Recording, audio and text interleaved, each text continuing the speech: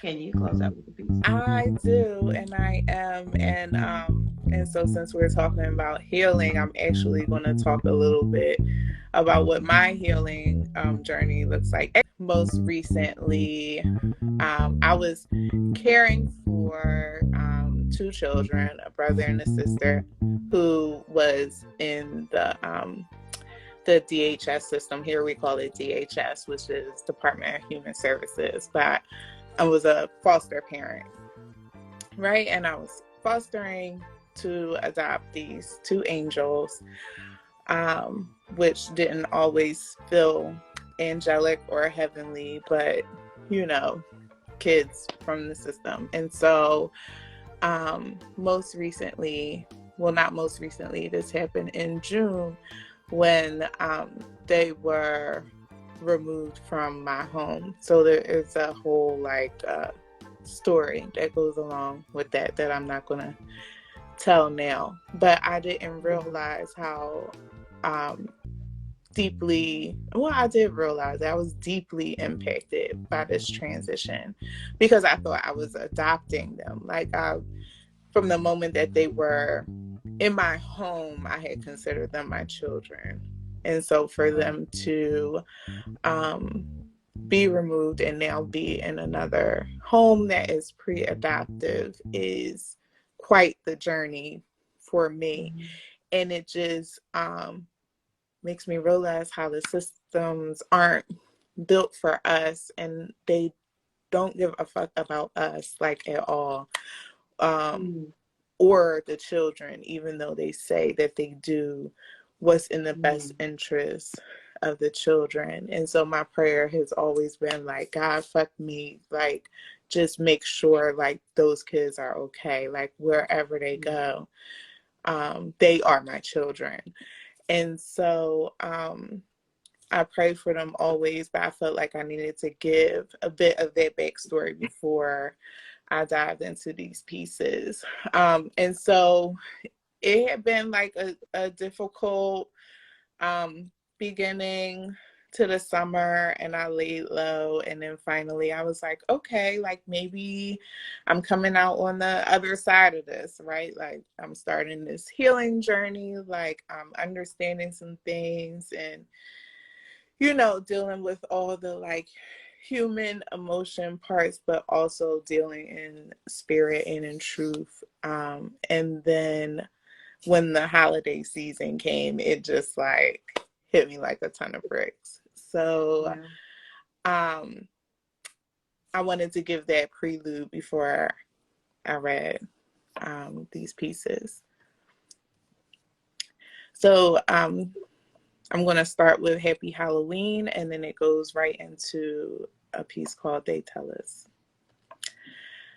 I wish I could tell my kid that monsters are not real, that they only pop out once a year for entertainment purposes, that they live in houses and fields that we pay too much for thrill. I want to lie to him.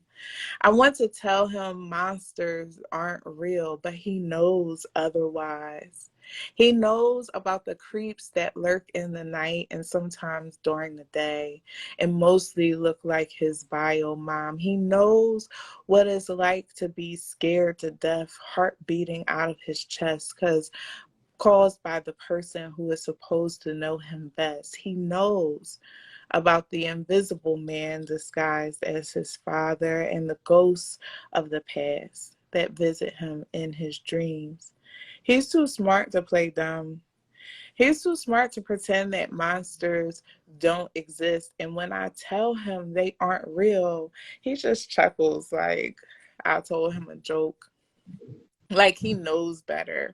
Like he's seen one eye to eye and done battle. He chuckles like, I don't remember the time I saved him, provided him this haven when he was heavy laden, but so young. He says, oh, yeah, that's right, mommy. But secretly rolls his eyes and respects that I'm trying to protect him. In his 5 years, he's already lived a life. He knows what survival looks like. He lied to keep himself alive and smiles through his fears. Resilient is an understatement. I spend my time just trying to understand him, wanting him to remember to forget or forget to remember, wanting to discipline him and teach him boundaries, just trying not to become the monster he's come to know and love. But monsters do exist, baby, and sometimes they are the closest beings to us. They are our fears in subhuman form. They are the ugliest parts of us, the scariest things we've experienced, embodied. But they are what make us strong and fearless. And us, monsters, are real. I know you know that. And that's why you want me to wrap you tight at night. That's why you announce as loud as possible that you said your prayers, even when I heard every word. That's why you tell me you love me, just because you know I'll always say it back. Love protects, and I will always protect you. So the next time you see a monster, make sure you let it know that your God-given mom is a superhero that kicks ass and will always, always save the day. But they tell us, they tell us we're not supposed to get attached, that the babies we serve, we didn't birth, so there's no worth in fighting for them. They tell us it's in the best interest of the child. You're just part of the team, so take this on the chin. Our feelings get lost in political and systemic sauce, and the children get lost in the system. I want to believe wherever they are is the best place for them, that someone could possibly love them more than I have for the last 3 years, that the tears allowed the last 3 months is worth the way my heart is broken for children I didn't give birth to. This is worse than that time that I caught so-and-so cheating, or that time my mom was diagnosed with cancer because I knew God had her back, or that time we almost lost our lives before 2020 on the turnpike. This hurt bleeds from the inside out. And I'm scared to ask God what this is about, what the meaning behind all of this is, what the greater good is, because I'm scared they will tell me the best thing for them isn't me.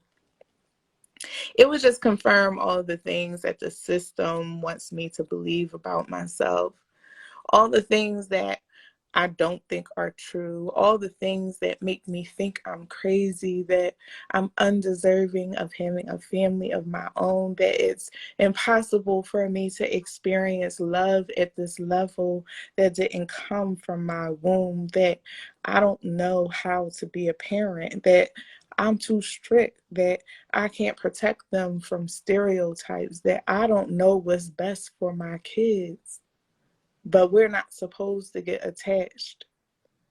The babies we serve, we didn't birth. So there's no worth in fighting for them. It's in the best interest of the child. And I'm just part of the team. So you're supposed to be able to disconnect and move on to the next and forget that you ever loved at this level, even though they didn't come from your womb. Mm. Mm-mm-mm. Inhale, exhale.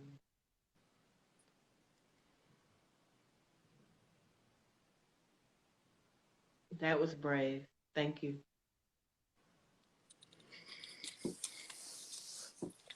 That's all I got. Thank you. Thank you. Thank you. Thank y'all. Thank you, everyone, for listening. Thank you, Jay Katrice, for having me. I appreciate you. No problem. I appreciate you too. Thank you for bringing that energy into our um, last Hump Day Healing for the year. Um, And I wish the best for you. I wish the best of 2022 has for you. Every time you share a piece, you peel back those layers that we are building, that so that we don't enter. And I'm just very humbled and fortunate enough to have this space where we gather together every Wednesday, and we share these pieces, and we get vulnerable on some Wednesdays, more vulnerable than others. And tonight has been just that kind of night Yes. where the veil has been removed, and I'm excited because it shows that we're all ready to continue healing, and especially to carry it into 2022. So thank you for supporting from day one.